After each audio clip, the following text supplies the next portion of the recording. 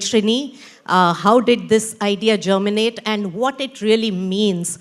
Now we have the two finalists here who will be talking about their journey and what it means for them. So Himani, Sulochana, great to have you here. First of all, your platform points out to a little complex, subjects, and it also educates the people about the scams and frauds. How did this idea came up? Because I must say, in today's digital age where payments are all online, getting more and more online, we have heard of several scams, and especially amongst the older generation when they use their UPI apps and other online transfers of funds. Now, how did this idea come up, and what is the kind of feedback that you get on your platform for people, from the people who consume it? You want to go ahead? Okay. So, scams were really easy before. 25 दिन में पैसा double. We knew this is a scam. But now, scams have become complicated, and the scammers have become smarter than us. They hit on the psychology of a person. So you can see there are so many scams. There's WhatsApp scam, investment scam, government loan scam. There's so many scams happening कि अब एक scam के ऊपर video भी नहीं बना सकते क्योंकि इतने सारे आ गए हैं. तो I think कि उस impatience के ऊपर कि कोई अगर बोलता है कि अभी 10 मिनट के अंदर मुझे OTP दो वरना आपका बैंक अकाउंट लॉक हो जाएगा. तो अगर कोई उस impatience को समझ जाता है तो वो ये भी समझ जाएगा कि ये scam हो रहा है मेरे साथ. And दूसरी चीज़ ये है कि especially for the elder generation, they place a lot of importance on symbols. So if someone sent a PDF or a link which has government's logo on it, so they'll think, oh, this is legit. Let us put our KYC in, otherwise our banks and our savings will be lost. And uska opposite ho jata hai, OTP डाल के savings चली जाती हैं. So I think it was very important for us to make people aware about it. Feedback दो तरीके का आता है, जितना मैंने notice किया है. First ये आता है कि हाँ, my father lost 100K, my friend lost this much money, or they'll tag their family, their friends, or the other one will be, oh, अब मुझे पता चल गया, अब मेरे साथ ये नहीं होगा. Especially the digital arrest scam, where voice he change कर देंगे कि आपका बेटा kidnap हो गया है या आपके बेटे के साथ ये हो गया है तो अब आप पैसे दे दो. So, this is two kind of... The scare has been... the scare has been, yeah. And there was an famous OTT series also highlighting this part. Yes. But I would also say that the scamsters and fraudsters are as innovative as our digital AI and our banking innovations are. Absolutely, yeah. And that catch-up game will really continue. Sulochana, a regional platform dedicated to one particular language, how did you think of it, and what is the kind of resonance of this dedicated platform? So basically, this is my first time in a panel, and I'm actually nervous because I have to speak in English. Hindi to thoda aata hai, but then I didn't understand half of what she said. So sorry. My option was to create the reels in Tamil. So one, to break the language barrier for the people. There are a group of people in Tamil Nadu as well who are comfortable with English, but not that much. And finance is something that everyone should have access to. So now what I'm trying is to simplify the complicated things and give it to the people who can understand it well in Tamil. So that was the main reason why I chose Tamil. One, I can explain it clearly, and they also will understand it clearly. Right. And also, can you give me a sense of the gender, disparity in this?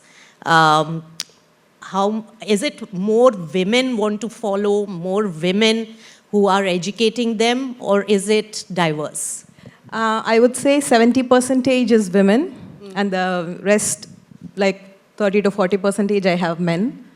And since it is like more simple stuffs, I think women are keenly interested in knowing how money actually works, and they are very interested in understanding how they can save with whatever they get or whatever salary they draw, even if they are a housewife. So the average is more women are watching my videos.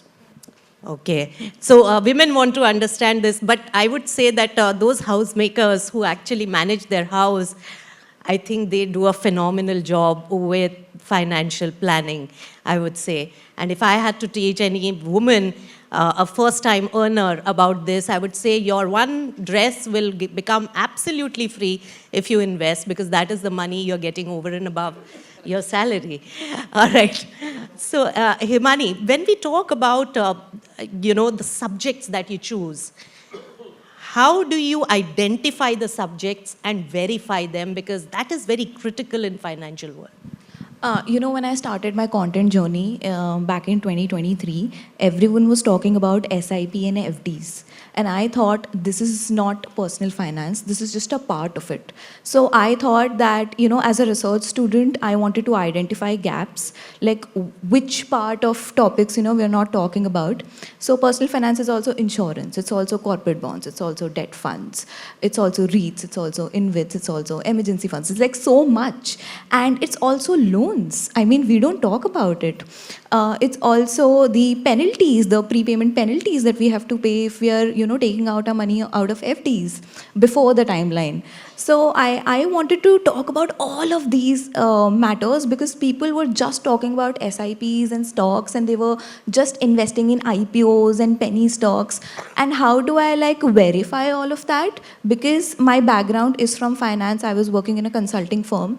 I knew that whatever information I will put out, it should be from primary sources of data only. So I will not go to a news website and see what they have to say. I will directly go to the RBI website, see their circular, decipher it in my own language, and I know that if I cannot explain an RBI circular to my grandma or to a teenager, then I cannot make this video. So instead of saying, capital allocation, I'll just say, this is how you divide your money. That's it. So all of those jargons, we know it because we are from the financial industry. We cannot say every day, this is how you divide your money. We just say capital allocation. But for them, they don't understand it, and then they get fearful about it. Okay, maybe I don't understand it, so I'm not going to do anything about it. So yeah. So, understanding finance, we sitting here, we do understand that it's basic, you would say that it's basic logic if you apply your mind. But jargonization also intimidates people. And I would totally agree to your point that simplification is the most difficult thing. You have to understand that very well yourself in order to make it understand for a layperson. So that is a very important task, and simplification is one of the biggest actually challenges for us as a media as well as mainstream media as well. So Sulochana, when we talk about the platform, and do you also see now that your audiences and the cohort that you have already built, that's jargon used in digital world, so now that you have built it, are they getting more educated, and you can probably step up a little and be a part of their journey from very simple techniques to now a little more enhanced investment decisions? Yes, I would step up when the time comes. As of now, I'm completely focusing on basics because there is a large group of people, they want to save, they don't know how to save. They know they have to invest. They just don't know where to invest. Investment, in the sense, not the higher level investments, not the hardcore investments, just basic investments, what a normal person can do. So what I'm doing now is focusing on the basics, the foundation. But yes, a time will come when this group of people, they understand the basics and they'll be ready. And I will get to know it because I do get a lot of DMs and a lot of comments. And they are still asking what other ways are there to make our basic financial life healthy. So when the point comes, yes, I will have to scale up and I will do that. All right, and my final question, and probably you can take it, is that as you grow bigger, right now Katalyst is promoting people on the basis of the quality of content and not necessarily on the number of followers you have and how sensational your content is.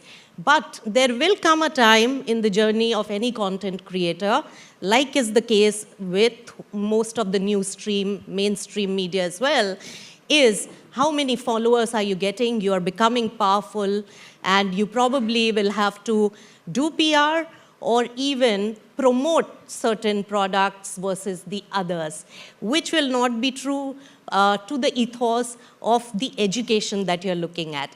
How do you strike that balance? And that's a very important question in front of the alternate media as well today.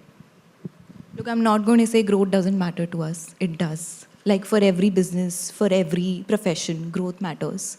But it is not the only thing that matters, And I'm not going to say that there won't be people who will grow to a certain extent and won't do unethical stuff, like they won't spread fake news. The biggest example is, there was a news that UAE is giving golden visa for 30 lakh rupees, and literally the biggest creators were posting videos on it. And all it took was to go to the custom ministry of the UAE and just see that there was no announcement. And I made a video on that this is fake news. Because for me, followers matter till the time they are synced with my goals, and that is to educate the masses. So I think the only solution for this will be that people need to be aware of who I need to follow. And they need to see what content is being put out and identify, okay, this person is only doing it so that they can get that reach and that followers, even though that news is fake. And this person is actually saying, no, this news is fake, you need to be aware about it. So yeah, I think it's on people now. All right, very well said and very well handled that difficult question. And I would say the trust and equity built over time is what really commands that importance going forward. Thank you so much, Sulochana, Himani, and all the best. Thank you so much. Thank you so much. Thank Thank you.